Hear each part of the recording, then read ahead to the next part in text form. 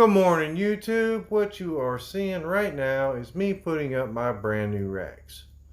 These racks are going to replace my makeshift wood rack that I made out of some 1/2 inch pipe and fittings. Now, that rack served me well for a couple of years, but it was kind of odd shaped and not real easy to get my wood out of. It was fairly strong and it held a lot of wood, as I'm hoping these will, but I'm not real sure at the moment. When I built my old rack, I needed to replace the rack before it, which actually we'll talk about later on in the video. Now, this is rack 3.0, and we'll talk some more about this rack also a little later on in the video.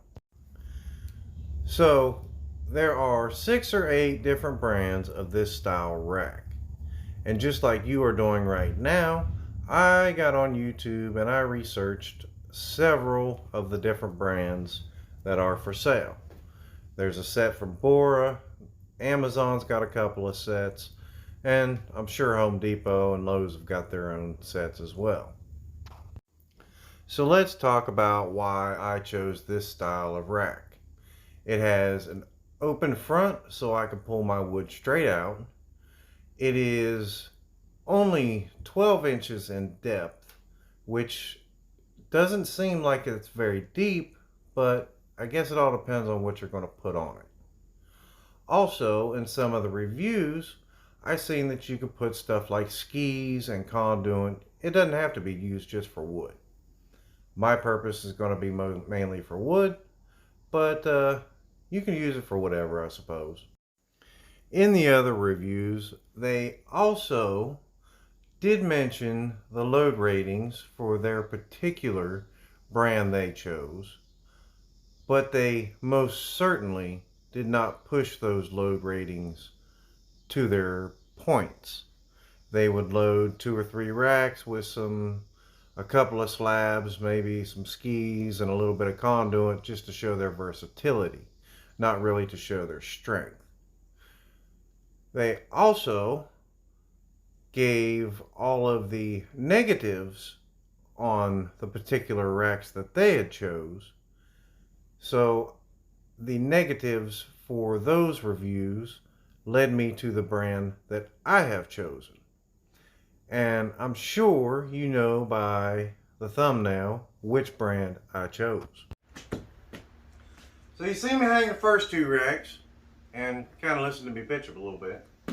So check this out.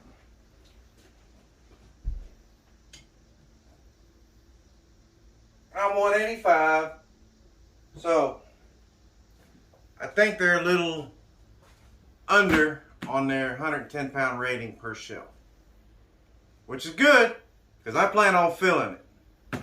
Now, each set they say is rated for 660 pounds. So I bought 2. That ought to give me about 1,320 pounds, right?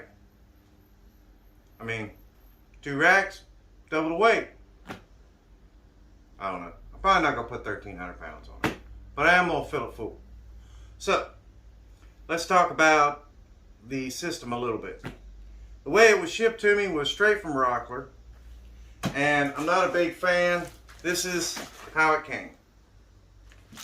Got my shipping information on the back, and just a flat box with the Rockler, and it was sitting on my porch.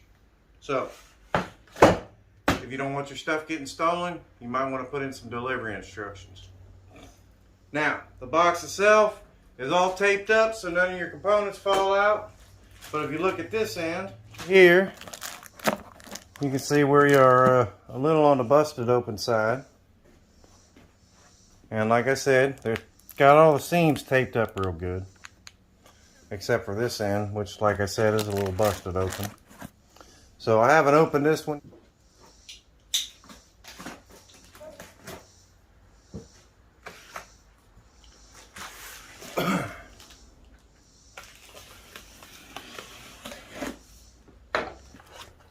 So upon opening it up, this is what you have. You have some instructions And they're pretty simple. They give you numbers to follow on what you're supposed to do, pieces that come with it, and you have all your bars. You have your little tiny screws, and you have a bag of spacers.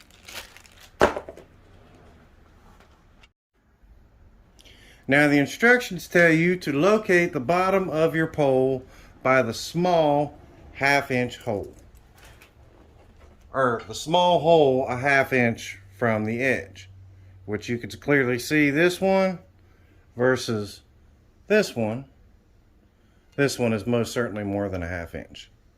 So it must be this one. And there are 2 sets of holes. This set is for your lag bolts. The first thing you have to do is get your bag of little tiny screws.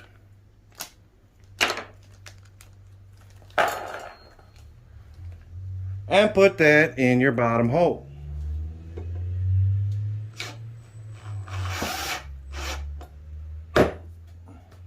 Then you find a piece with a notch. See the notch there? And that goes toward the front on the bottom, like so. Then you put another little tiny screw in, and put your next one with a hole in the front. Slide it down to that screw. Little screw.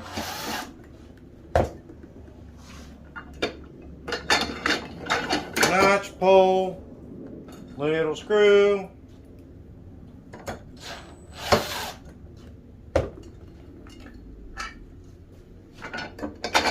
Notch hole. Little screw.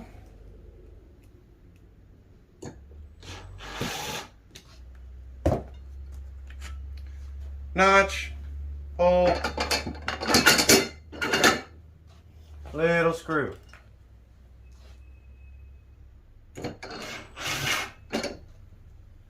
Notch, pull. And there you are fully assembled.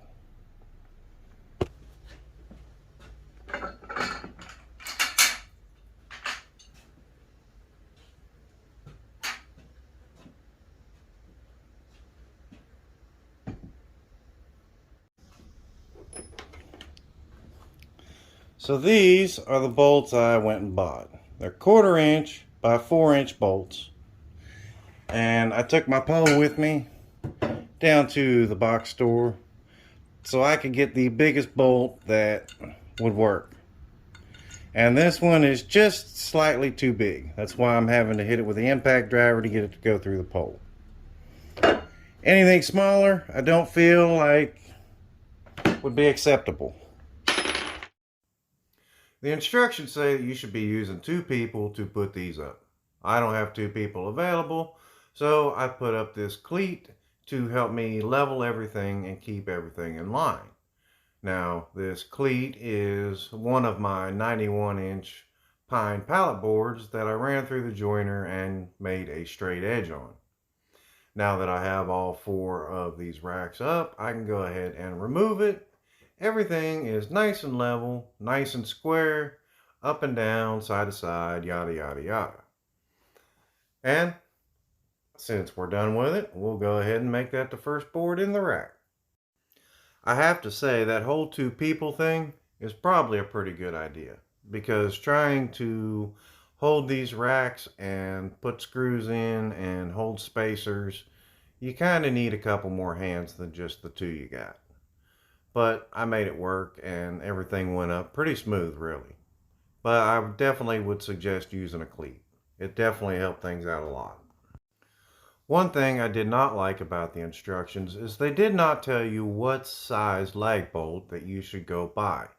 And since there were no lag bolts included, I kind of feel like putting a 110-pound rating on each one of these shelves and a 660-pound rating for the set, how can they justify that without telling you which bolts to use to secure these to the studs and what size studs you should be securing them to. It just seems like maybe some information got lost. I'm also not a huge fan of the little tiny bolts used to secure the rack system. Now, I had thought about going ahead and upgrading it and putting some bigger bolts that went all the way through in there. And I thought, you know what? What the hell? Let's see if this will hold all the wood I've got to put on it. And you can see me here struggling with my old wood rack.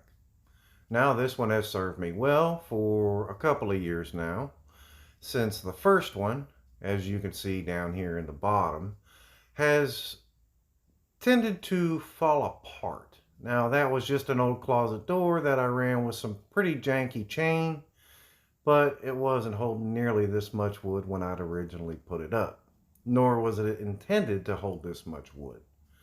I did not realize that the flow of wood would be so great and that I would need so much storage space when I put this up here.